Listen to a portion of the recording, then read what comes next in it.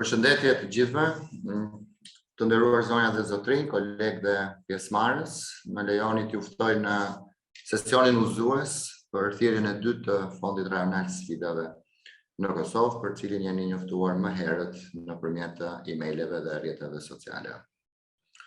Për ata që marrin pjesë për herë të parë, emri im është Renato Vasili. Unë jam pjesë e njësisë së menaxhimit të fondit në pozicionin e koordinatorit rajonal për Shqipërinë dhe Kosovën dhe do të jem moderatori i këtij sesioni udhëzues. Në mënyrë që të kemi një eksperiencë këndshme pa shumë tmeta teknike, kemi gjithashtu sot me ne ekipin tonë të suportit teknik. Unë do jap fjalën Aleksandrës për të ndarë disa rekomandime me ne. Please, Alexandra. Thank you, Mr. Vasili.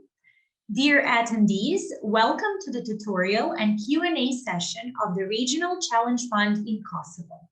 To have a pleasant webinar experience, please follow this guide. The webinar provides translation into your local language. To activate translation, find the globe icon on the Zoom toolbar and choose the language. You may mute the original sound with the Mute Original Audio button in the language menu. To ask questions in written form during the webinar, you may use Q&A box. After the panelists' presentation, you will be able to ask questions live.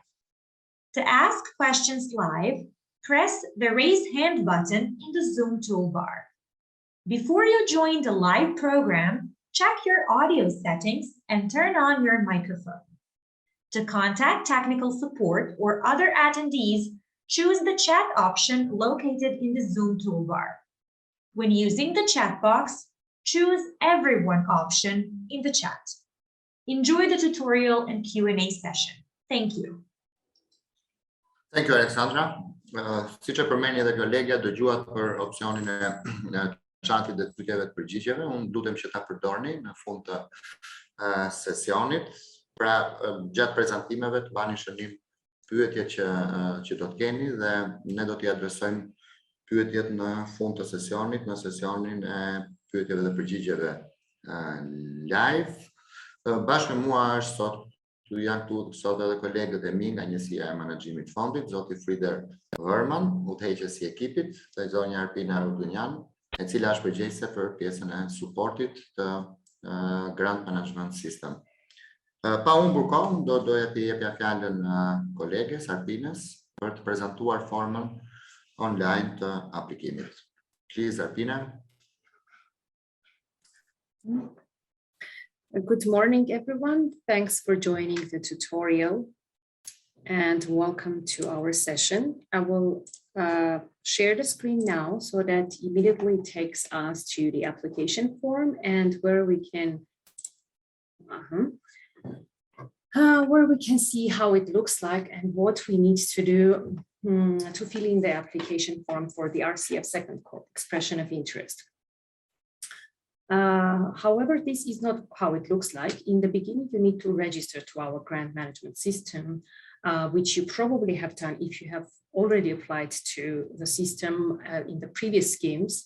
If you have done so and you have already the login details, then you can enter it and find the active application in the My Application section. Then click on it.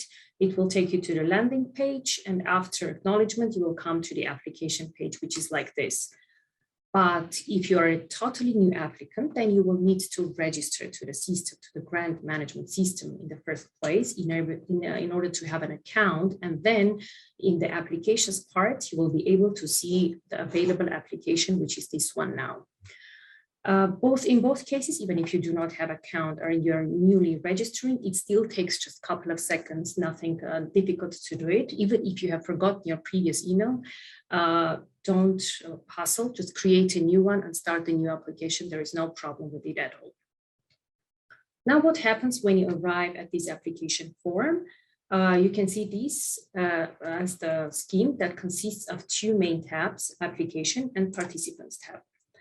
Now I will navigate you through each section of the application form, and I will show you how you need to fill in order to make your application complete. But before that, just a couple of highlights for you. First of all, I want to mention that let's keep in mind, please, that the deadline for the application of expression of interest is the 14th of April by midnight, which means that all the submissions will be accepted only until the deadline. Also, to fill in the application, you will need to enter all the boxes that are marked with this asterisk mark. This means that those boxes are absolutely mandatory, and unless you fill them in, you will not be able to submit the application. You can follow your application by following the progress in here. Once you have completely filled in the application, you will have 100% complete here. So this is the test applicant that we have created just for the navigation, and let's go through it and let's see how it looks like. Under the application tab, we have 9 pages or 9 sections, and for each of that, I will do a quick overview now. The first one is eligibility criteria, which we are asking the basic questions to understand whether the consortia that is applying for the expression of interest is compliant to the basic requirements that we need to be able to do the selection. That's first of all, if you have a consortia already signed with the memorandum, formed with the memorandum understanding signed, and by saying consortia, we understand one VTI, which is the educational school, mixed school, vocational training institute, can be university, and plus 2 enterprises. This is what we call the definition of the consortia. Then can be more enterprises, and there can be also second VTI, but the minimum is 1 VTI plus 2 enterprises. So the other questions relate to whether the VTI has been in business for the 2 years. Are the application training consortium partners all represented in one project or other? How many training places is the ethnic minority considered, licenses accreditation taken or not, and so on and so forth. So the questions are pretty straightforward. You can just read and tick yes and no. And we also have a question about the funding, requested funding. We know that for the RCF, in order to apply, the maximum available amount for the requested funds should be 600,000. This is eligibility criteria. The questions are simple, just covering the basic requirements to be able to apply. The next page is about, it is information on Vocational Education Institute. So the VTI is considered, in other words, also the lead applicant. Just to mention in here, I want to emphasize that VTI is the lead applicant. Therefore, lead applicant is responsible for filling in the whole application that we are talking now. So the ultimate responsibility for filling in the application and for submission is with the lead applicant, with the Vocational Education Institute.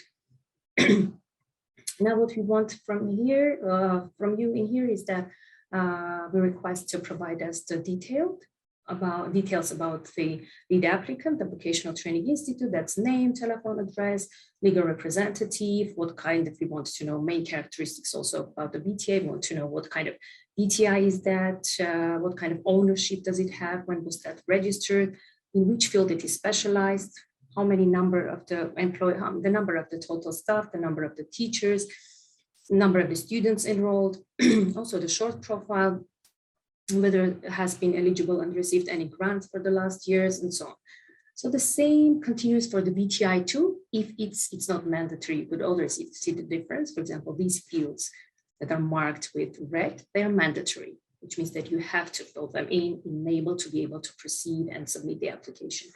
But the VTI too is not mandatory according to the criteria that we have set forth for the consortia. Therefore, they're not mandatory, but they continue in the same fashion. So we are requesting the same information for the VTI if available, if you have the second VTI in your consortia as a partner. Now, the page 3 and 4 are about enterprises. So we are asking pretty much the same questions about the partner enterprises that you have in your consortia. In this case, the partnering enterprises are 2 because they're mandatory. I put down just 2, it can be 3, it can be 4 and more, but we know that the 2 is must. Again, we are asking the details about the enterprise. It's the name, its address, telephone, legal representative, again, the shareholder, who is the shareholder, and so on, and also the main characteristics. almost the same type of the questions that we're asking about the VTI. We're also asking here about the enterprise. Want to know the short profile, how many employees they have, and so on. So the same thing goes for the enterprise 2, enterprise 3. And if you have more enterprises, more than 3 enterprises, which is not must, but in case you have, you will need to fill in it in the next page, additional enterprises. You click yes in here, and it will open enterprise 4, and you will have the same information boxes in here that you need to fill in for the additional enterprises. If no, then just tick no, and there are no, then you don't need to fill in anything. Next page is about the cooperative training program, that is the subject of the application. So we have arrived at the main part, at the core part of the grant application.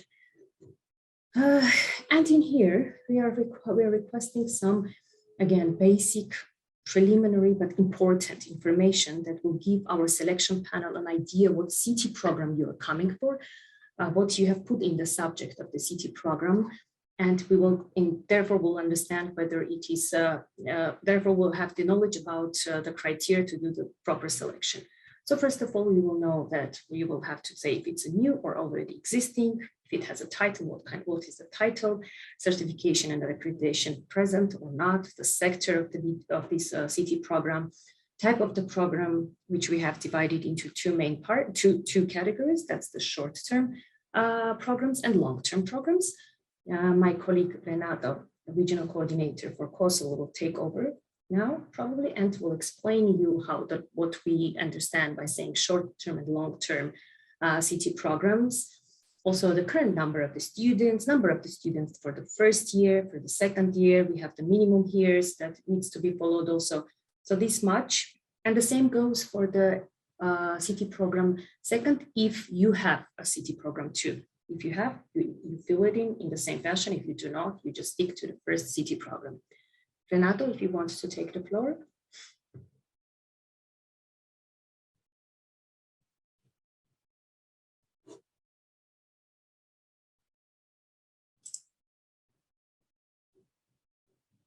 Renato?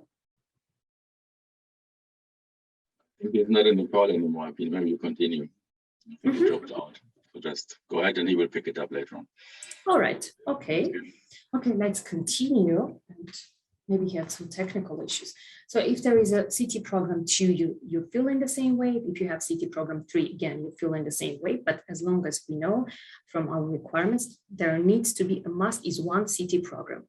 So the second CT program and third CT program is already based on your individual approach, if you have it or not. So also you have to calculate the workplace training places, which is the number of the students that your enterprises will accept for the training, for the in-work training. As long as you must have 2 enterprises, so these are must, and if you have more partnering enterprises, you will have to calculate these training places for the other enterprises as well. So I will leave this part also for Renato. We hope that he will soon join us. Okay, so here is an interesting part. We are saying the rationale. We want to understand what is the logic, what is the rationale behind forming such consortia. Therefore, we are asking you to give us 3 benefits that stand as pillars for the partners to come together and to compose this consortia. How do they benefit? How does this VTI, let's say, and 2 enterprises benefit by becoming a consortium and implementing these CT programs and applying for the grant, getting it and implementing these CT programs. And then we have the COVID-19 resilience question and additional comments if you have any. Okay, let's move on. Section or page 6 is the current status of the cooperative training, where we are mainly interested to understand that as a VTI and as enterprises being in the consortia, what kind of resources and capacities you already have as the moment of applying to the grant to be able to implement what you're suggesting to implement. Therefore, we are asking you if you have a cooperative training coordinator, do you have facilities or not? equipment, machinery available, teaching capacities, budget, and so on. So this is mainly about that. The same we're asking about the enterprise one. We're asking for the BTI one, then enterprise one, and then enterprise two. If you have other enterprises, the same goes for them as well. Now we arrive at the budget, section 7, which is already the budget that will be subject to the grant. And here the page starts with a, yes? Oh, okay. I thought that somebody interrupted. Okay, let's go ahead. So the funding needs. In here in this box, we want you to provide us a short description, a rationale about the estimated budget that you're applying for, that you're expecting to receive to be able to implement the city programs. As you can see, we have put down only 500 words count here. So what is the logic behind it? We want you to keep it short, but to the point, so that when the selection panelist reads it, they can understand why these consortia needs this money. How is this money connected to the implementation of this city program? So you need to just give a justification of how the grant that is requested will be a source, a resource for implementation of the city program. That's our main request in here. Then it's the budget table here. You can expand it from here and have a closer look at what it looks like. So it's a simple Excel just built into the system, into the GMS. It works with the Excel logic, which means that it has the summary formulas at the end and the totals, and you do not need to do the manual calculations here. And the budget that we have put down in here consists of two main financing directions. That's first investments, and second one, city program activities. Under the investments, we understand anything that you want to purchase, to invest in the terms of asset to be able to implement a project. That could be the facilities relating to the adaptation, renovation, some construction, room adaptation of the facilities, and machineries and equipment. This is the any equipment, any machinery that you will need to do to implement the city program. So this is it, and the city program activities. And the budget that you require for it consists of these sub-budget lines. It's the training of the teachers, teaching material, advisory services, occupational health and safety, maintenance costs, marketing and campaigning costs. And at the end, you have the calculation of the city program activities. Now, what we need to see also in here, we can see that for each budget line, point or have two main inputs. It's a grant requested. Here you will put down the grant that you're requesting from us. Any number that you enter, it will be, as I said already, will be calculated, summarized, and co-financing. Co-financing means that any financial resource that you're going to receive from any external partner in order to be able to implement the city program that you're applying for. So this can be like any external party that could be the state, could be any ministry, could be international organization, funding organizations, and so on. So the same goes for every line and subline of the budget. Then at the end, you can see the grant total. The grant total in here shows the grant requested total. So this will be the amount that you're requesting from us. This is a co-financing amount that you're requesting, that you are offering to in the project. Now let's see how it goes. And at the bottom, you will see that we have the boxes where we are requesting to give us a small explanation of which of what each of the budget line stands for. So investment, in here, we will just request you give us a text of what the investment stands for. For example, if you have put down, let's say 500,000 there for the machinery, obviously the selection experts would like to know that what you are procuring, just in short, saying short explanation in here, or the city program activities. If you have asked money for training of the teachers, advisory services, and so on, you just need to elaborate a little bit more on this, on why do you need the money. and what do you need exactly the money for. And then we have to think in our budget that is called matching contribution. So what is matching contribution? Matching contribution is actually the kind of the participatory approach of the consortia to implement the city program, so that you're asking the funds from this RCF to implement the city program that you're suggesting, but also you give your contribution to do it. So the matching contribution, according to the RCF guideline, is minimum of 10% of the requested total grant amount. Let's say in this case, if you have requested 14,800 euros, let's say, for the grant, then it means that 1,480 euro will be a minimum, will be the 10%, which is the minimum of the matching contribution to be available so that your grant is considered eligible. In the matching contribution box, you will explain how the matching contribution stands for, what is the matching contribution, and that could be the utilization of the buildings, teachers that will work for the city program, and you will pay the salary, some running costs, and so on.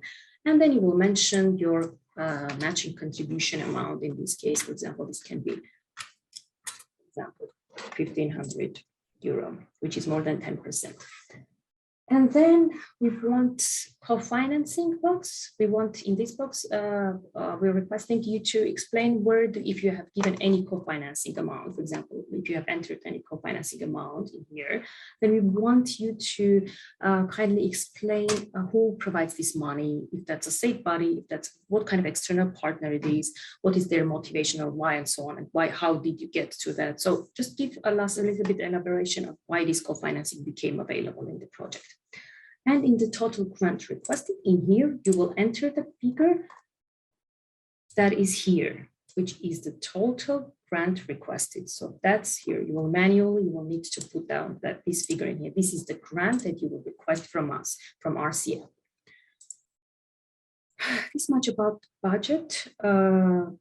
If we are lucky and Renato is back, he might have some more elaboration and explanation, giving you also the Excel, sharing with you the Excel file. I'm here, Happiness. If you can please go back to section. Yeah, we lost you for a while. Yeah. That's why I said that. Okay, very good. There, section 5. Yeah, okay, let's go back to section 5 and you give your intervention there. Listen to me. Add a few more explanations there with regards to the number of students for the first and Is what you want? Okay. Duhet bëj një shpjegim këtu për gjithë pjesëmarrësit në lidhje me numrin aktual të studentëve të regjistruar për programet ekzistuese. Pra në rast të programeve ekzistuese, cili numër do vendoset për studentët e regjistruar. Ky është numri aktual I studentëve të regjistruar për programet e propozuara në këto moment të aplikimit. Pra sa studentë janë regjistruar në institucionin arsimor, publik ose privat në këto moment pra që flasim deri në këto moment të aplikimit. Janë dy seksion të tjerë në lidhje me numrin e studentëve për vitin e parë dhe për vitin e dytë. Përsa I përket vitit të parë, duhet vendosur numri I studentëve për gjatë vitit të parë të implementimit të projektit. Për programet që janë ekzistuese, duhet të përllogariten të gjithë studentët të cilët janë regjistruar në këtë program.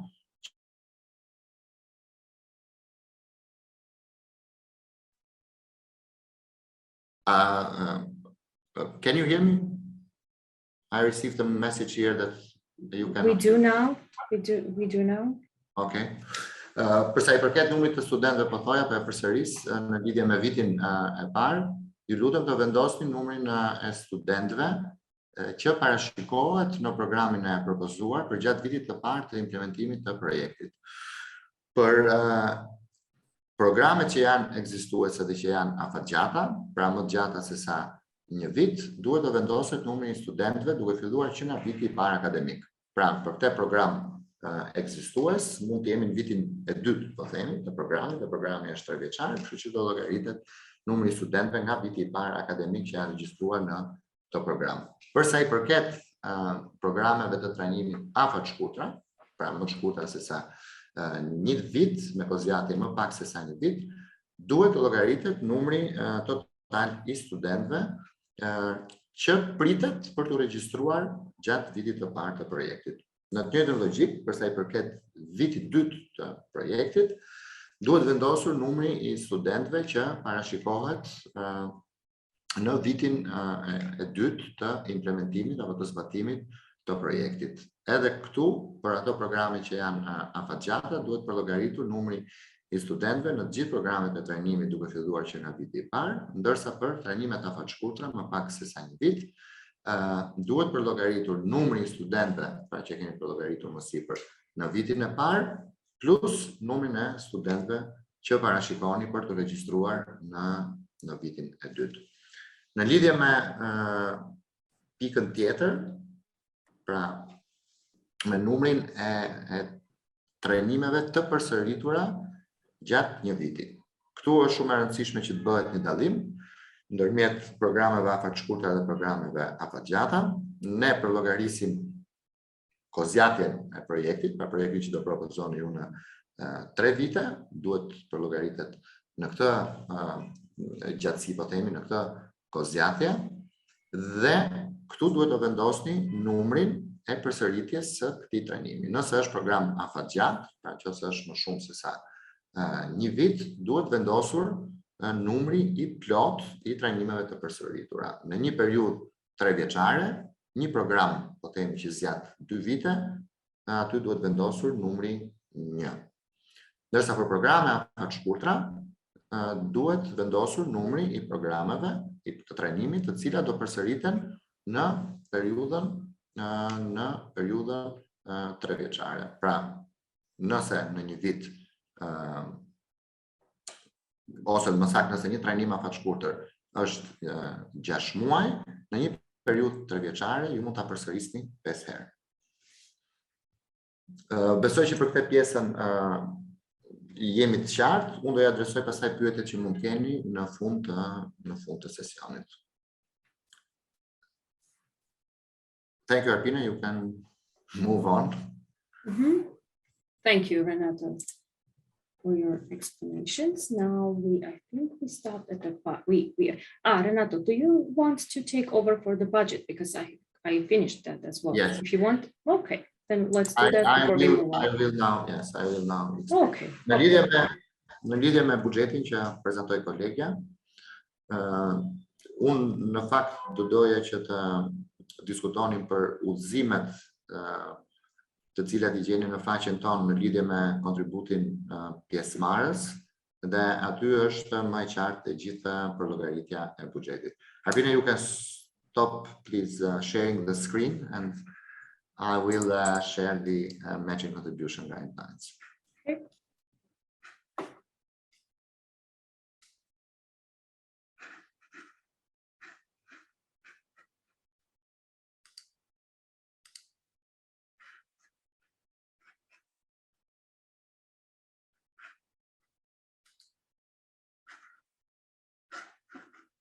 Is it visible? Yes, it's visible.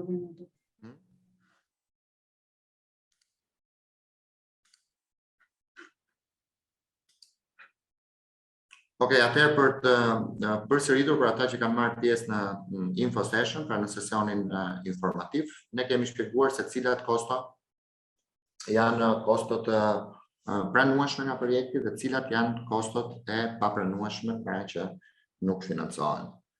Përsa i përket kostove të pranueshme, ato financohen nga projekti, por gjithashtu një pjesë e këtyre kostove mund përllogaritet si kontribut pjesëmarrës gjithashtu. Në lidhje me kostot e papranueshme, ato nuk financohen nga projekti, por një pjesë e tyre mund të përllogariten si kontribut pjesëmarrës. Unë do kaloj shkurtimisht në kategoritë e këtyre kostove të cilat përllogariten në kontributin pjesëmarrës. Kategoria A është kostot që kanë të bëjnë me hapësirën dhe ambientet e trajnimit, në të cilat ju operoni aktualisht apo në ambientet e reja të trajnimit. Këtu ka dy kategori, në qoftë se këto ambiente janë pra zotrohen nga ju, janë në pronësi të institucionit arsimor. Atëherë pjesa që i takon në mënyrë profesionale e përdorimit të këtyre ambienteve mund të kalkulohet, pra mund të llogaritet për gjatë gjithë kozjatjes së programit si po themi vlerësim apo amortizim i këtyre ambienteve, dhe pjesa që përdoret nga këto ambiente për programin në një përqindje të caktuar mund të llogaritet si kontribut pjesëmarrës. E njëjta logjikë shkon edhe për ambientet e marra me qira, pra ajo pjesë e qiras që i takon pjesës së përdorimit të këtyre ambienteve për programin e trajnimit bashkëpunues duhet të përllogaritet si kontribut pjesëmarrës. Në kategorinë tjetër, pra në kategorinë B, janë kostot që lidhen me makineritë dhe pajisjet, që përdoren në mënyrë të plotë apo të pjesshme për programin e trajnimit bashkëpunues.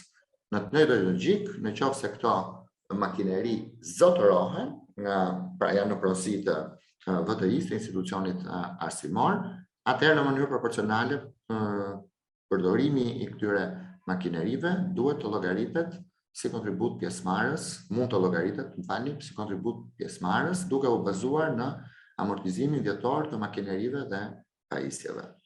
Pra, ajo pjesë atyre makineri dhe pajisje që përdoren janë në zotrimin tuaj dhe që përdoren për programin e trajnimit bashkëpunues.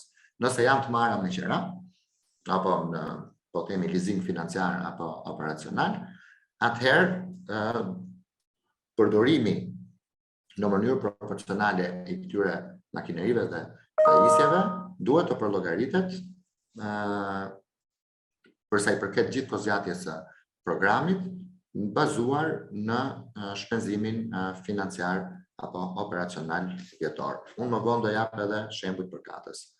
Kemi kostot e materialeve të trajnimit në kategorinë C, pra pjesa e këtyre materialeve të trajnimit që do përdoren nga konsorciumi dhe që kontribon në trajnimin bashkëpunues mundet përllogaritet si kontribut pjesëmarrës. E njëjta gjë vlen për pajisjet e health and safety, pra pajisjet e shëndetit dhe sigurisë edhe të higjienës në punë dhe shpenzimet përkatëse që lidhen me to.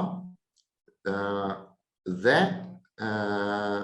pra pajisjet dhe shpenzimet që lidhen me shëndetin dhe sigurinë në punë. Në kategorinë D janë kostot që lidhen me trajnimin e mësuesve dhe të trajnuesve apo instruktorëve në kompani, shpenzimet që kryhen nga institucioni arsimor apo nga i gjithë konsorciumi, pra përfshirë këtu dhe kompanit, në lidhje me trajnimin pedagogjik apo trajnimin praktik të stafit, qoftë ndërmarrjeve që do operojnë, që do veprojnë në të ardhmen si trajnues në kompani, apo qoftë mësuesve që do operojnë në të ardhmen si mësues për programin e trajnimit bashkëpunues, këto kosto janë të njohura dhe të pranueshme për të llogaritur si kontribut pjesëmarrës.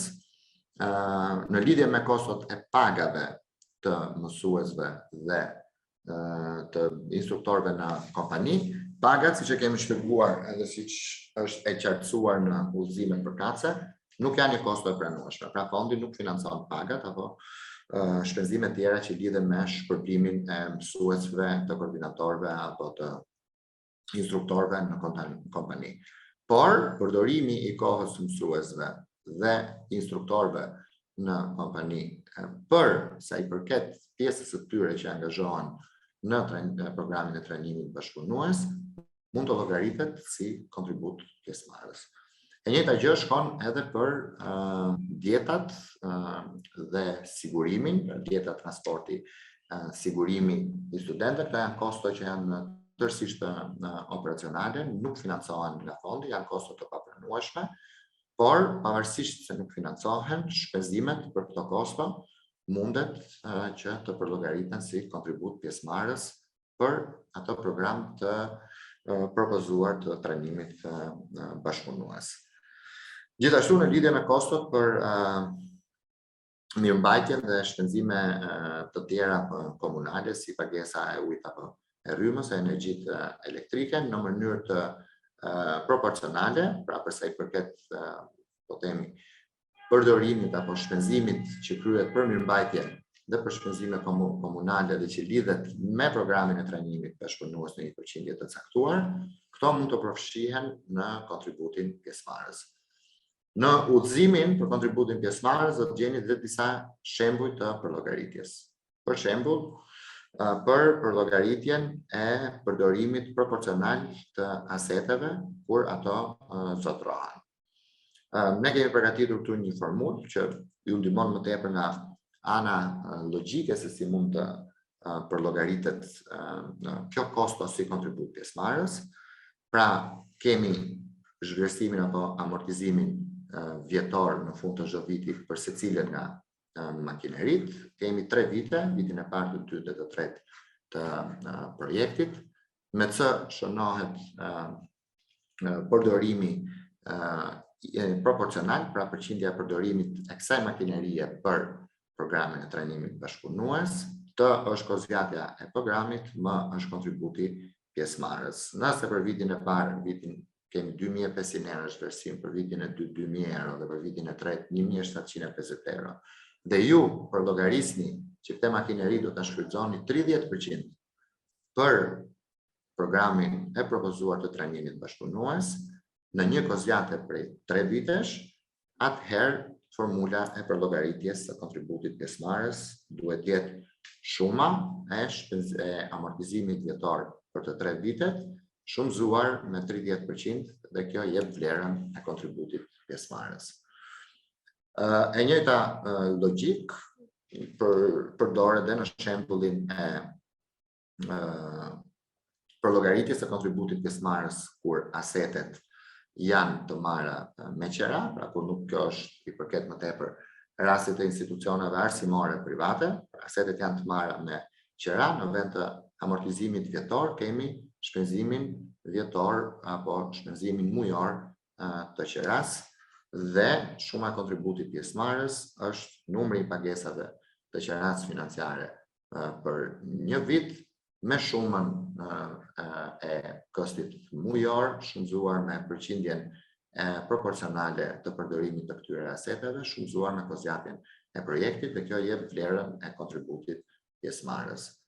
Do të ishte me interes për ju, besoj, dhe ky është shembulli i fundit për të kaluar pastaj në tabelën e buxhetit, që të shpjegojmë dhe mënyrën e përllogaritjes për shpenzimet komunale dhe pagesat e mësuesve.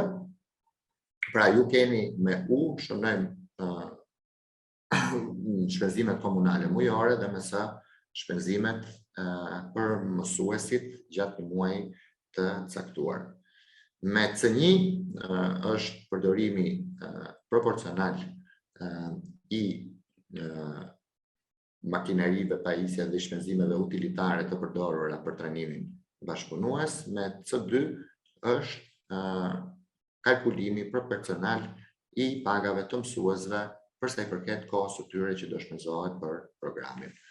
T është kozgjatja e programit më kontributi pjesëmarrës, pra në qoftë se shpenzimet po themi vjetore janë 1.200 dhe 25% e tyre i takojnë programit bashkëpunues, pagat janë 8.000 euro dhe 12% e tyre i takojnë programit të propozuar të trajnimit bashkëpunues. Në një kozgjate prej 3 viteve, kontributi pjesëmarrës llogaritet proporcionalisht, pra 25% e shumës vjetore të utiliteteve, 12% e shumës vjetore të pagave, e shumëzuar me 3 vite dhe kjo jep vlerën e kontributit pjesëmarrës. Kaq në lidhje me këtë pjesë, në plotësim të shpjegimit që bëri kolegja përsa i përket buxhetit, do doja që shkurtimisht t'u shpjegoj edhe tabelën që tabelën e Excel që e gjeni në web faqen, në sesionin e dokumentave të aplikimit.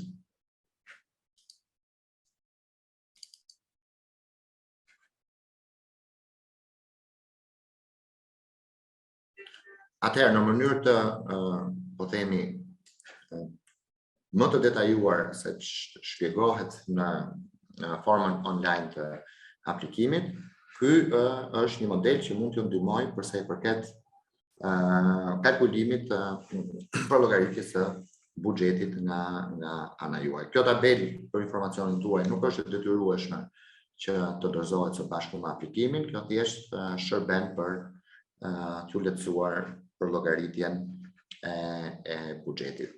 Pra, ndahet kemi një sit apo listën e investimeve të aktiviteteve të programit, fondet që kërkohen nga RCF në lidhje me secilin nga zërat e buxhetit, kontributi pjesëmarrës, kofinancimi dhe totali.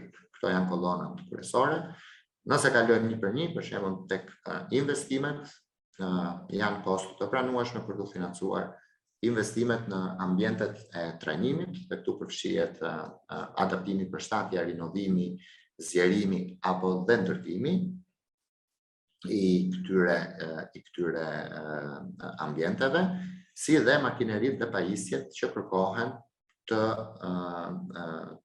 reja apo upgrade-i, përmirësimi, mirëmbajtja, investimi në pajisjet ekzistuese.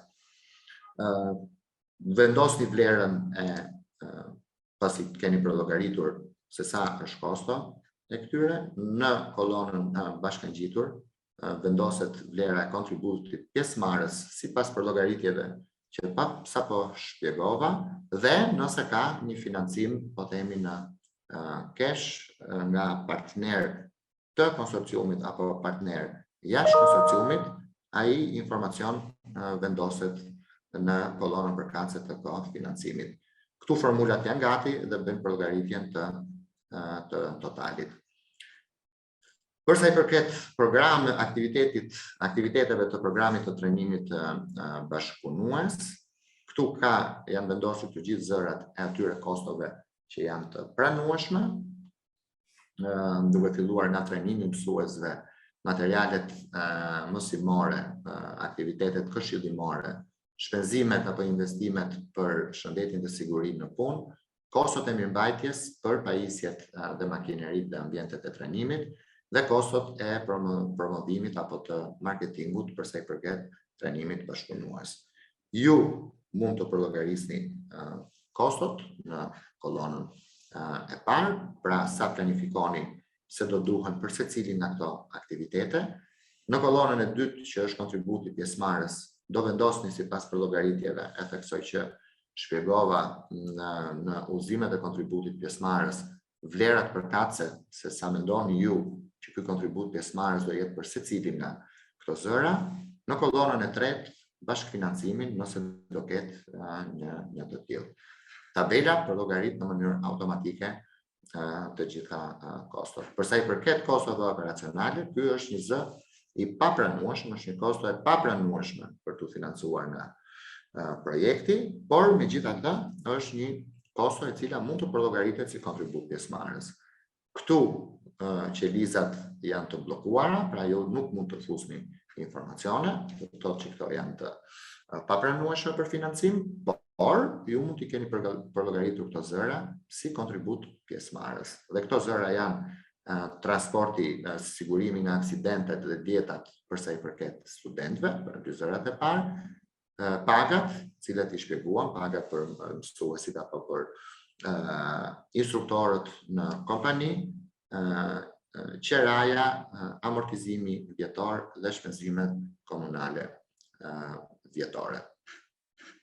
E fundit është shpërblimi, po themi, për koordinatorët e programit të trajnimit të bashkëpunues. Ne kemi shpjeguar në sesionin udhëzues, ju mund ta gjeni në udhëzimet përkatëse, që gjithashtu edhe kjo është një kosto e papranueshme. Pra ne nuk financojmë pagesat apo shpërblimet për punën që do bëjnë koordinatorët e programit bashkëpunues.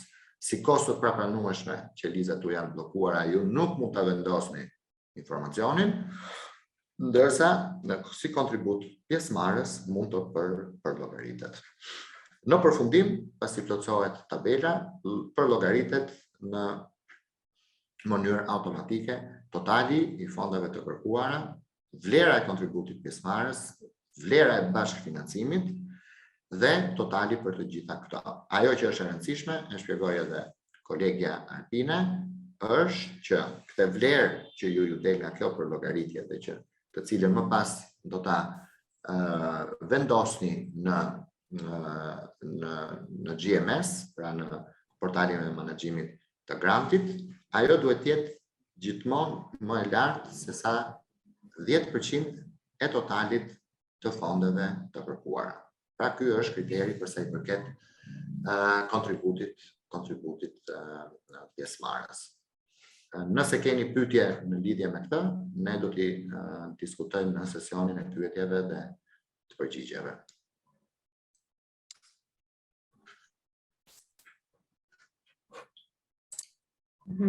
Thank you, Renato, for your explanations. Okay, so we are done with the with budget part, which is the section 7. Now let's move on to the section 8, which is the supporting documents for the grant application. First of all, we are asking you to upload all the documents, supporting documents, exceptionally in PDF format, because it will kind of make our life a bit easier.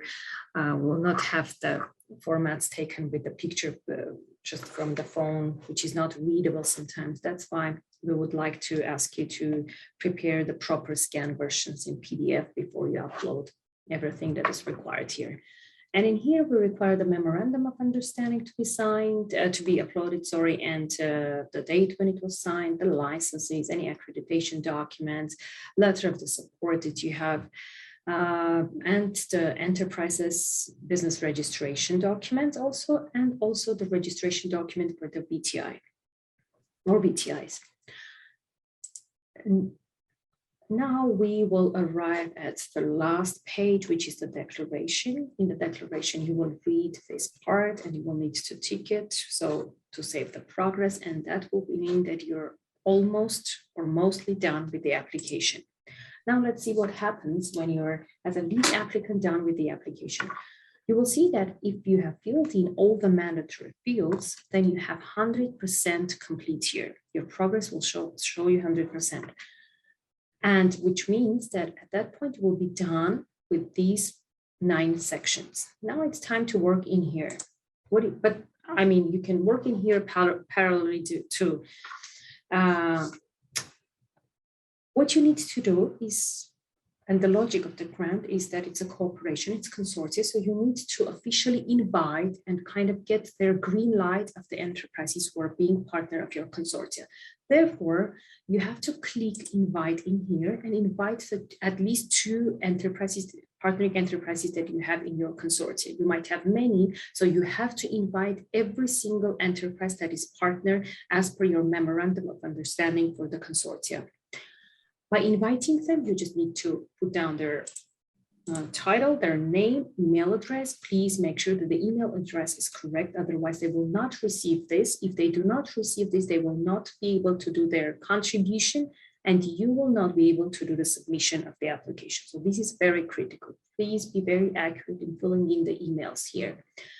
And then you do the invitation, send an invitation. You can invite, you shall invite all the enterprises again that are partnering in your consortia, minimum 2 up to 10, as many as you have in your consortia. After that, your enterprises, I do not have that page in here, but it is pretty simple again. The enterprises will receive the email saying that they need to do their contribution in order that the application becomes complete.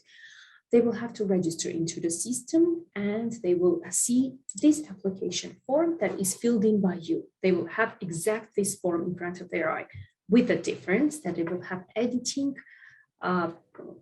access only in the section or page 3 and page 4, which is related to the enterprises, to them. In all other sections, they will not have the editing access. However, they need to click on each section, kind of to go through, to read it, to make themselves familiarized with the topics, with everything that you have built in the application. And in that way, the system kind of registers that the enterprise who is partner in this application has made themselves familiar and they're aware of what's written in the application. So they need to open every single section, go through it. And once they're done, and once they also check number 3 and number 4 pages to see that every detail that you have provided about them is correct, they will have the finish contribution button. It appears at the bottom in their page. They click on it, and then here you will see that enterprise that is your partner has done their part. It will be complete. In the status, you will have the complete, finished. And as long as all your enterprises that you have invited, that are part of your consortia, have done their finished contribution and have completed their partnership, you will have the submit application button at the bottom of the application here. Here, you will have the submit application button. And then it will mean that your application is really complete and is ready to be sent to us, to be submitted. Now, what I want to ask you, just also to remind you, to encourage you, give yourself some time. Now it's 30th of March. We have the deadline on the 14th of April, which means that slightly over 2 weeks are left only to apply for this grant. Please give your partner enterprises enough time to do this. We usually do not have technical issues. We have never experienced technical issues with the enterprises receiving the emails, finishing contribution, but just in case if they have any issue, so that they have time and you're not late, and you do not, and it doesn't happen, unfortunately, that you do not manage to submit the application on time. So give yourself time and give your partners time to be able to submit it until the 14th of April by midnight. I think this is it. I think, Renato, I have finished. So good luck, everyone. Thanks for your interest, and we hope that you apply. We're waiting for the applications. Thank you. Back to you, Renato. Thank you very much, Arpina, for the very detailed, comprehensive, and useful explanations. Dhe shpresoj që prezantimi I kolegës këtë qenë I qartë për gjithë. Unë do të vazhdoj tani me një prezantim shkurtër për trajnimin bashkëpunues, për t'i hapur më pas për të lënë hapësirë për pyetjet dhe përgjigjet. So thank you again, Arpina. I will move on with a short presentation.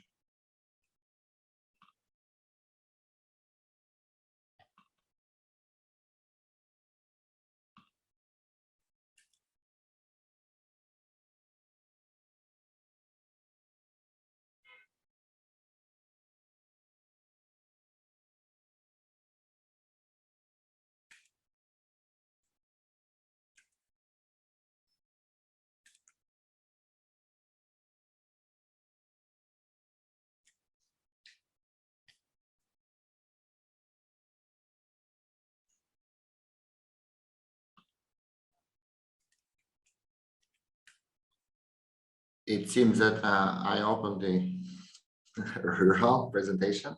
Okay, I will continue now until I find the right one with answering some questions and answers. Përpara se të përgjigjem pyetjeve dhe përgjigjeve, do doja të jepja fjalën kolegës nga suporti teknik për të shpjeguar udhëzimet teknike për sa I përket pyetjeve dhe përgjigjeve. Alexandra, if you can please share the technical guidelines about the questions and answers session. Thank you, Mr. Vasily. Dear attendees, now you may ask questions live or ask questions in written form in the Q&A box. To ask questions live, press the raise hand button in the Zoom toolbar. And to ask questions in written form, you may write in the Q&A box. Before you join the live program, please check your audio settings and turn on your microphone. To contact technical support, you may choose chat option. Thank you.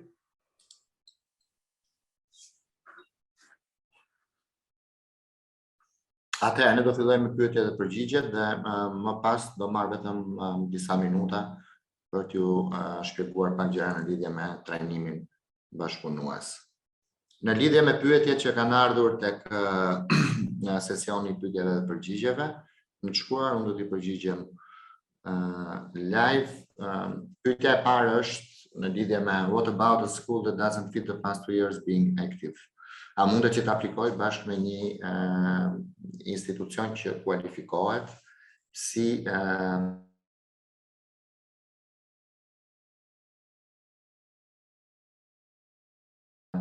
kompani si Mochip, besoj që ka përkthim për këtë pjesë. Kriteri i për aplikimin apo kriteri i pranueshmërisë i kualifikimit të një institucioni arsimor, por edhe të ndërmarrjeve partnere, është që në momentin e aplikimit duhet të ketë operuar prej gati 2 vitesh. Pra, jo më pak se sa 2 vite. Dhe ky është një kriter, ne kemi vendosur për të përcaktuar atë po themi qëndrueshmërinë e institucionit arsimor, pra brenda këtyre 2 viteve duhet të ketë patur aktivitet. Në lidhje me pyetjen, a mund të aplikoj me një institucion tjetër? Po patjetër që mund të aplikoj me institucion tjetër, po për sa kohë që nuk ka qenë aktiv gjatë këtyre 2 viteve, nuk mundet të jetë përfitues i investimeve. Kështu që ajo që mund të zgjeroja në këtë rast është që ky institucion që nuk ka qenë shumë aktiv dhe do të marrë pjesë dhe do të jetë pjesë e këtij konsorciumi, mundet përfshihet si partner i jashtëm i konsorciumit dhe të ndihmojë aplikantin kryesor, që në këtë rast është institucioni arsimor që ka më shumë se sa 2 vite, me suport për trajnimet apo për çdo lloj bashkëpunimi tjetër, por jo si po themi pjesë e konsorciumit me qëllim përfitimin e investimeve. Shpresoj që t'isha i qartë në përgjigje. Erblina pyet si pas uzuet si të fituesi apo ai që merr grantin nuk është i ngarkuar me çështjen e prokurimeve, po përgjigja është nuk është i ngarkuar me çështjen e prokurimeve, prokurimet janë të përqendruara dhe kryhen nga njësia e menaxhimit të fondit. Duka gjini që pyet në lidhje me aplikantin kryesor, a mundet që të jetë nga sektori jo qeveritar, NGO, ndërsa partner të jenë VTI dhe bizneset. Aplikanti kryesor duhet të jetë VTI. Pra duhet të jetë institucion arsimor, publik ose privat, ose edhe i regjistruar si NGO. Ndërsa kjo NGO në sektori jo qeveritar mundet të jetë pjesë e konsorciumit, si edhe në rastin që shpjegova më sipër, si partner i jashtëm apo si partner i konsorciumit, por në të përcaktuar në mënyrë shumë qartë se cili është roli i kësaj NGO-je në këtë konsorcium. Shkollat e mesme profesionale në Kosovë nuk kanë certifikat të regjistrimit dhe kanë probleme me menaxhimin e fondeve. Nuk e di a i referohesh këtu shkollave publike apo shkollave private. Nuk e kam qartë të pjesë, nëse është shkollë private që është licencuar për të dhënë trajnim profesional, duhet të ketë licencën, duhet të ketë programet e akredituara. Nëse jo, atëherë nuk është e pranueshme, nuk kualifikohet për aplikimin. Shkollat e mesme publike, profesionale, janë patjetër që të regjistruara dhe për këtë duhet marrin letrën e mbështetjes nga Ministria e Arsimit dhe e Shkencës. Safet Ymeri pyet, ne ofrojmë trajnime të shkurtra 2 apo 3 javore. Unë kam përshtypjen Safet që jam përgjigjur edhe në emailin që keni dërguar. E rëndësishme është që programet e trajnimit të jenë të certifikuara apo të licencuara. Apo sipas rregullave përkatëse të përcaktuara në standardin kombëtar të kualifikimeve, këto programe duhet të çojnë në një kualifikim të njohur në rang kombëtar. Mund të jetë 3 javor, mund të jetë 3 mujor, nëse është i licencuar, është eligible. Në ima pyetja janë të pranueshme për financim nga granti, kostot për ligjëruesit jo të punësuar nga BTI, por të angazhuar nga jashtë vetëm për qëllim të këtij projekti, jo. E shpjeguam edhe gjatë prezantimit për kontributin pjesëmarrës, çfarë do lloj page shpërblimi përsa i përket ligjëruesve, mësuesve apo instruktorëve në kompani është një kosto e papranueshme. Afizja pyet nëse seksioni numër 5, nëse programi afatshkurtër është 3 muaj. Në vitin e parë numri vendeve të trajnimit është 15, sa duhet të jetë minimumi vendeve të trajnimit në vitin e dytë? Përgjigjja për këtë është 30, është e përcaktuar edhe në kriteret e pranueshmërisë të projektit të aplikimit. Pra viti i parë duhet të jetë minimalisht 15 dhe viti i dytë minimalisht 30. Çfarë mendohet me numrin e programeve të përsëritura? Një program, nëse përsëritet është 3 muaj dhe përsëritet 2 herë gjatë vitit të parë dhe për një program, pra për një kurs ju parashikoni 15 student, nëse përsëritet 2 herë, atëherë shifra është 30. Për vitin e dytë nëse përsëritet dhe 2 herë tjera 30 dhe vitin e parë kishit 30, totali në vitin e dytë i bie që të jetë 60. Shpresoj që të jenë përgjigjur dhe për këtë pjesë.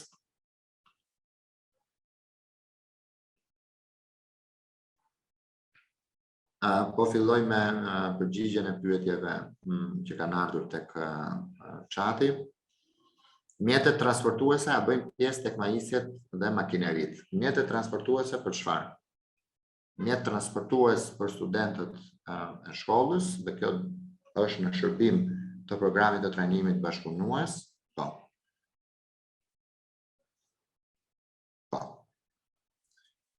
Almira Abdurrahmani pyet përveç kontributit pjesëmarrës, ku ne mund të kontribuojmë me angazhimin tonë në projekt, a është e domosdoshme edhe bashkëfinancimi? Jo. Nuk është i detyrueshëm, është opsional. E detyrueshme është minimumi 10% e kontribut pjesëmarrës në vlerën 10% e totalit të kërkuar të grantit të financimit. Përsa i përket materialeve, gjithë sesioni do ju vi me email. Përsa i përket, sepse shoh pyetje këtu, përsa i përket dokumentave që ne prezantuam, janë të gjitha në web faqe, kështu që i gjeni aty.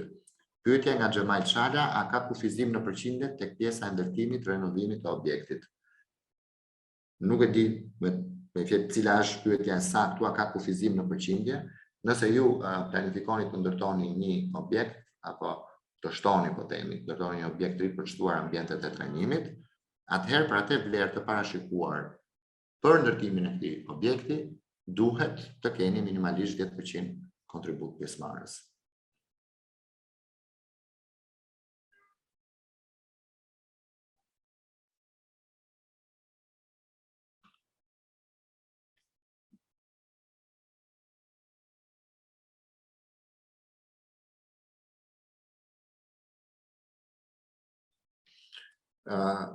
Afiza Veseli pyet, a mund të sqarojmë pjesën se si ndikojnë studentët e regjistruar në 3 vitet e fundit për të mos kaluar kriterin se rritja e propozuar është mbi 50%. Nuk është më 3 vite, ka një ndryshim në kriterë e gjeni në udhëzimet përkatëse, është 2 vite. Dhe kur shpjeguam sesionin numër 5 së bashku me Arbinen, unë ndalova dhe thash në lidhje me numrin e studentëve të regjistruar aktualisht, vendoset numri e studentëve i regjistruar në shkollë aktualisht. Pyetja tjetër është numri i studentëve i regjistruar gjatë 2 viteve të fundit. Për të mos kaluar kriteri se rritja e propozuar është mbi 50%, duhet të jetë qartë për gjithë që nëse në vitin e dytë ju propozoni minimalisht 30 studentë të rinj, e marrim si shembull, pra në vitin e dytë të projektit, ky numër 30 nuk duhet të jetë më shumë se sa 50% e numrit të studentëve të regjistruar, numrit mesatar të studentëve të regjistruar në 2 vitet e fundit.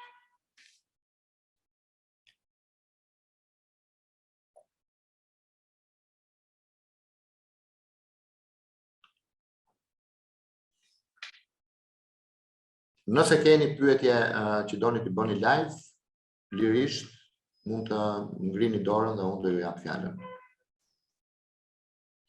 Florentina Gjergje pyet a llogaritet kontributi pjesëmarrës edhe toka në pronësi të vitiisht në rast të ndërtimit të objektit, po patjetër. Është kontribut pjesëmarrës në natyrë, që një objekt të ndërtohet normalisht duhet ketë një truall poshtin, kështu që ai truall mundet që të llogaritet vlera, të llogaritet si kontribut pjesëmarrës.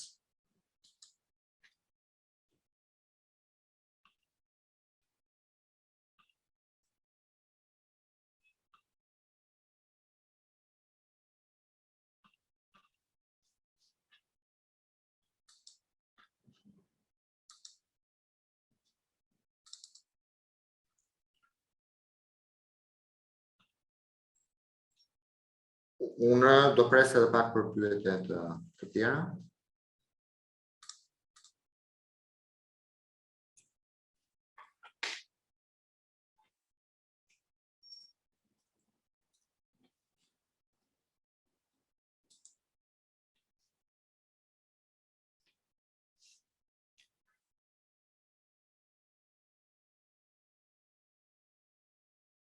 Mundet lirisht që të ngrini dorën, t'ju jap fjalën dhe të bëni pyetjet live.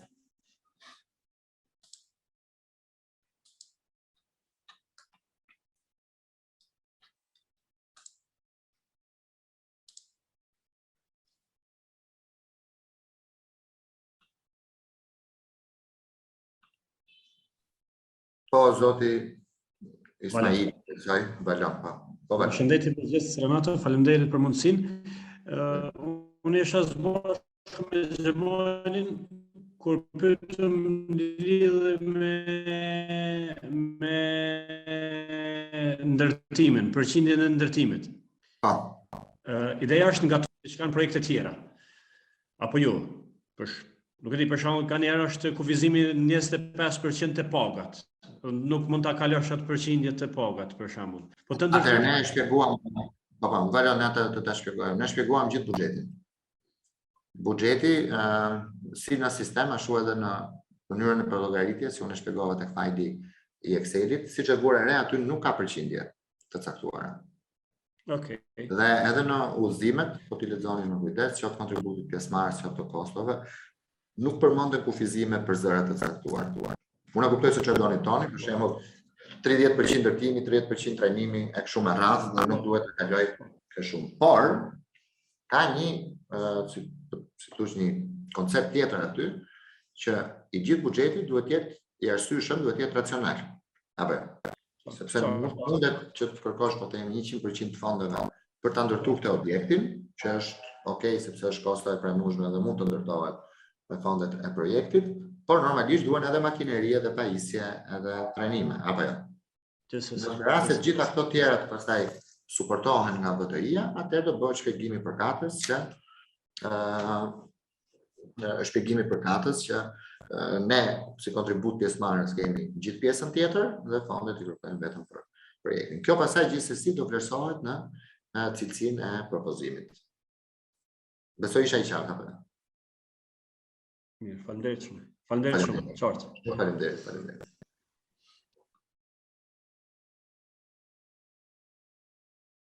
Atëherë, burim Rustemi, më duhet edhe një herë sqarim rreth viteve të operimit të kompanisë. Shkolla duhet regjistruar më herët se 2 vitet e fundit. Kompania bashkëpunuese nuk mund të jetë regjistruar në vitin 2022. E njëjti kriter vlen edhe për kompaninë bashkëpunuese. Duhet të ekzistojë në treg prej së paku 2 vitesh.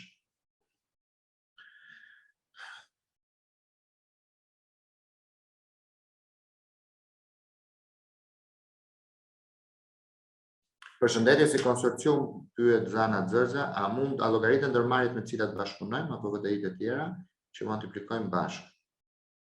Pyetje që gjendet tek eligibility criteria. Ndërmarrjet me të cilat bashkëpunoni patjetër që po. Pra nëse ju jeni shkollë dhe bashkëpunoni me ndërmarrje, patjetër që po. Safeti pyet prap, unë kam dhënë përgjigjen dje Safet në lidhje me që një institucion të jetë eligible për sa i përket aplikimit, duhet që të jetë i licencuar nga një organ, nga një autoritet kombëtar në Kosovë në lidhje me veprimtarinë e tij. Ju mund të keni shumë licencime nga Autodesku, mund të keni licencime tjera, këto janë plus, janë shumë të mira, por forma ligjore, në qoftë se jeni të licencuar si qendër, atëherë po. Këtu mbaron diskutimi. Matilda Qeraja dhe pagat e punojësve administratës, jo mësuesit, po administratës, a mund të jenë pjesë e kontributit pjesëmarrës. Qeraja dhe pagat e punojësve të administratës, jo mësuesit. Jo, nuk mund të jenë, sepse unë shpjegova dhe thash, është në mënyrë proporcionale për llogariten pagat e mësuesve që do marrin pjesë në trajnimin bashkëpunues. Në qoftë se në këtë trajnim bashkëpunues ju mendoni se do të përdorni kohën edhe të punojësve të administratës në një përqindje të caktuar, për suport kontrolli, për suport administrativ, atëherë po, mund të përllogarisni atë pjesë, atë përqindje të caktuar si kontribut pjesëmarrës. E njëjta gjë vlen edhe për qeran. Pra logjika është përllogariten ato kosto në mënyrë proporcionale, të cilat lidhen me programin e propozuar të trajnimit bashkëpunues. Edhe një herë të stafeti, ju nuk pyesni për shkollën, por pyesni për programin. Programi gjithashtu duhet të jetë i licencuar ose në përputhje me standardet kombëtare të kualifikimit. Ka apo jo akreditim apo licencim, këtë duhet ta shpjegoni nëse keni aplikuar, nëse mendoni ta aplikoni, por gjithsesi duhet të jetë një program trajnimi bashkëpunues i cili prodhon një certifikat që duhet të jetë e njohur në rang kombëtar.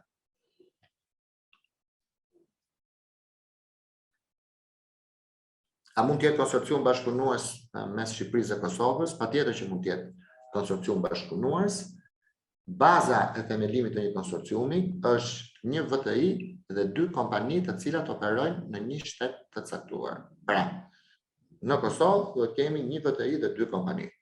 Pastaj mund të keni edhe një VTI dhe 2 kompani tjera, po themi në Shqipëri dhe ju bashkëpunoni, por për aplikimin në Kosovë, baza thelbi e bërthama, po themi, konsorciumit duhet të jenë një VTI dhe minimalisht 2 kompani.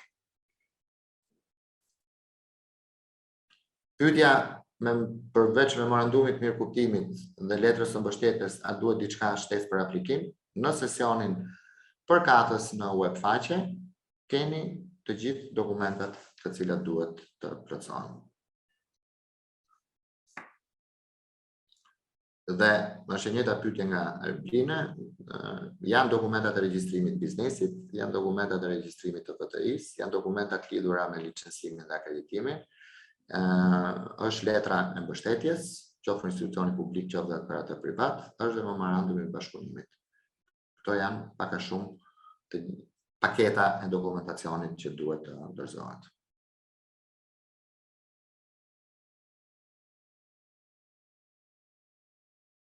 Florentina pyet, në rastet e bashkëpunimit të shkollës me ndërmarrjet, si rezultati mundësimit dual, në këtë rast cilat janë obligimet e ndërmarrjeve me cilat ka bashkëpunim VTI-ja? Obligimi i ndërmarrjeve është që të kontribuoj në trajnimin praktik të këtyre studentëve. Dhe për te kësaj, ndërmarrjet mundet që të kontribuojnë në hartimin e kurikulave, pra të paraqesin kërkesat e tyre se çfarë duan të kenë ato ndërmarrje për një profesion të caktuar dhe për profilin e edukimit për atë profesion. Kjo kërkohet nga ndërmarrjet në termat të përgjithësuara.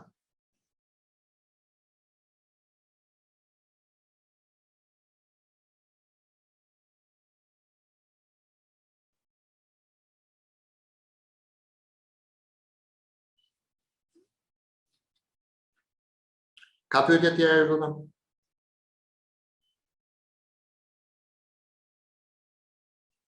Jo, Almir, nuk mundeni që në buxhet të parashikoni investime për ndërmarrjet. Pra pyetja e Almirit është, a mundemi që në buxhet të parashikojmë investime për ndërmarrjet? Investime për ndërmarrjet të financueshme nga fondi nuk ka. investimet janë të gjitha për shkollën.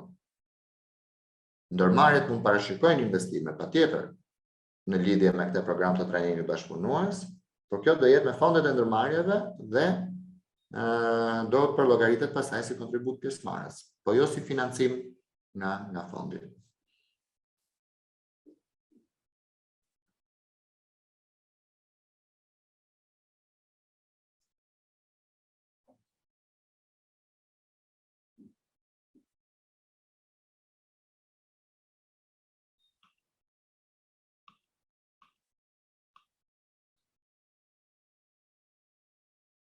Keni pyetje tjera Rruga?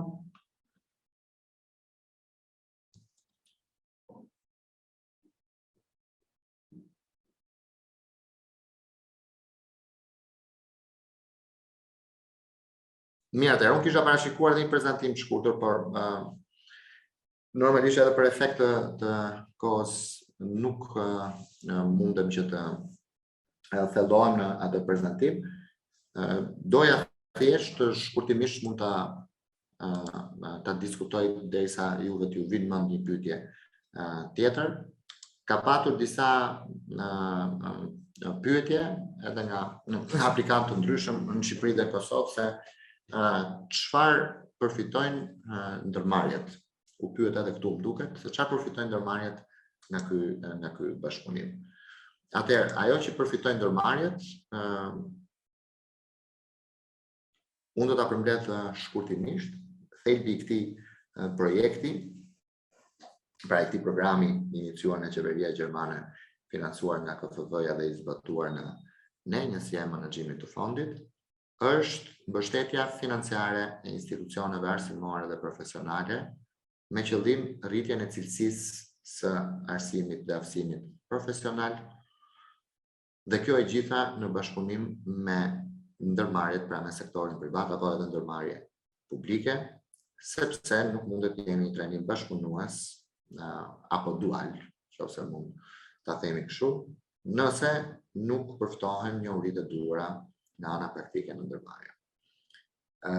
Ky është një program që është menduar që në fillim që të jetë i nxitur nga kërkesa, pra kërkesa vjen nga sektori privat apo nga sektori i biznesit, për punonjës të kualifikuar dhe me aftësitë dhe shkallësitë e duhura për një profesion të caktuar.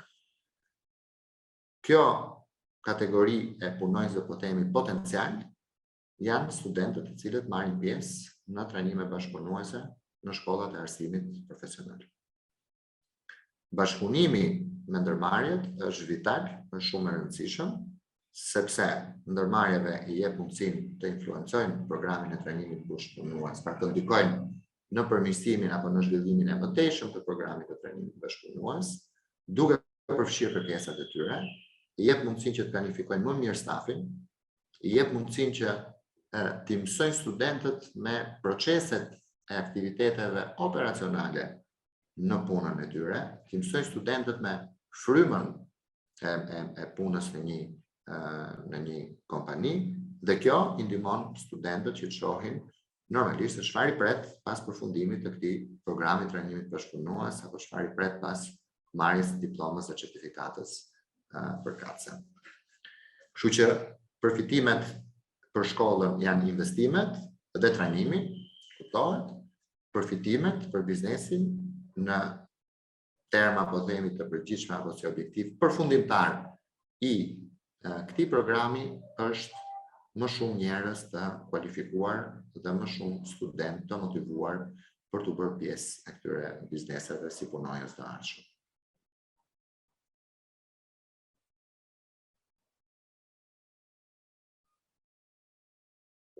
Pyetja e fundit dhe unë do ta mbyll sesionin është sërish nga zoti Rustemi, Shkolla Mesme Ekonomike Hasan Prishtina Mitrovic. Nëse shkolla i takon llojit ekonomik, ndërsa kompania ka nevojë që studentët t'i angazhojë përveç kësaj edhe në sektorin administratës dhe prodhimit, a mund ta bëj këtë? Mundet, por për çfarë programi do ta bëj këtë? Mund të jetë për programin ekonomik, po të angazhohet në proces prodhimi, po, sepse kjo mund të jetë pjesë e kurrikulës së këtij programi. Pra gjithçka varet nga mënyra se si propozoni i ndërtoni framework-un apo kornizën e programit të trajnimit bashkëpunues.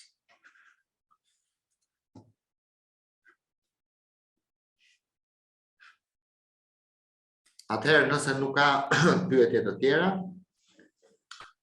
unë mendoj që ta mbyllim këtu këtë sesion, duke ju inkurajuar që të aplikoni, duke ju inkurajuar gjithashtu dhe motivuar që të pyesni për gjëra që i keni të qarta, në mënyrë që procesi i aplikimit të shkojë pa tmeta teknike dhe të bëhet të kryet në mënyrën të plotësohet në mënyrën sa më të mirë dhe të lehtë të mundshme. Unë ju uroj shumë suksese dhe ju falenderoj për pjesëmarrjen, kohën edhe vëmendjen tuaj dhe shpresoj që së bashku me kolegët arritëm të adresojmë pjesën më të madhe të çështjeve dhe të pyetjeve. Ju falenderit shumë, falenderit Frider, falenderit Arpine, falenderit për fytyrën dhe suportit teknik gjithashtu. Thank you, Alexander.